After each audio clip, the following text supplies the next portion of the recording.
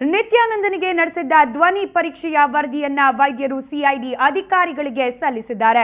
ದೂರಿನ ಸಿಡಿಯಲ್ಲಿರುವ ಪರೀಕ್ಷೆ ವೇಳೆ ಲೆನಿನ್ಗೆ ಬೆದರಿಕೆ ಹಾಕಿದ್ದ ಧ್ವನಿಗೂ ಈ ಧ್ವನಿಗೂ 80% ಸಾಮ್ಯತೆ ಕಂಡು ಬಂದಿದೆ ಎಂದು ತಿಳಿದು ಬಂದಿದೆ.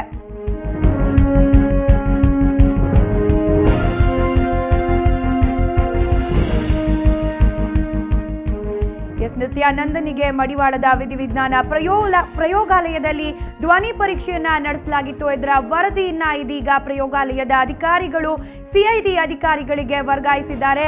ಪರೀಕ್ಷೆ ವೇಳೆ ಏನು ಲೆನಿನ್ಗೆ ಬೆದರಿಕೆಯನ್ನ ಹಾಕಿದ್ದ ನಿತ್ಯಾನಂದ ಅಂತ ಹೇಳಿ ಕೇಳಿ ಬರ್ತಾ ಇತ್ತು. ಆ ಧ್ವನಿಗೂ ಜೊತೆಗೆ ನಿತ್ಯಾನಂದನ ಧ್ವನಿಗೂ ತಾಳಿಯನ್ನ ಹಾಕಿ ನೋಡಲಾಗಿತ್ತು. ಈ ಎರಡು ಧ್ವನಿಗಳಲ್ಲಿ 80% ಸಾಮ್ಯತೆ ಕಂಡು ಬಂದಿದೆ ಅನ್ನೋ ಸುದ್ದಿ ಬಹಿರಂಗವಾಗಿದೆ. ಪರೀಕ್ಷೆ ವೇಳೆ ಮೂಲ ಧ್ವನಿ ಬಿಟ್ಟು ಬೇರೆ ಧ್ವನಿಯಲ್ಲಿ ಮಾತನಾಡಲು ನಿತ್ಯಾನಂದ ಯತ್ನ ಮಾಡಿದ್ದ. ದೂರಿನ ಸಿಡಿಯಲ್ಲಿರುವ ಧ್ವನಿಗೂ ಪರೀಕ್ಷೆ ವೇಳೆ ಧ್ವನಿಗೂ ಸಾಮ್ಯತೆ ಕಂಡು ಬಂದಿದೆ. ಪರೀಕ್ಷೆ ವೇಳೆ ಲೆನಿನ್ಗೆ ಬೆದರಿಕೆ ಹಾಕಿದ್ದ ಧ್ವನಿ ಸಹ ತಾಳೆ ಮಾಡಿ ನೋಡಲಾಗಿತ್ತು.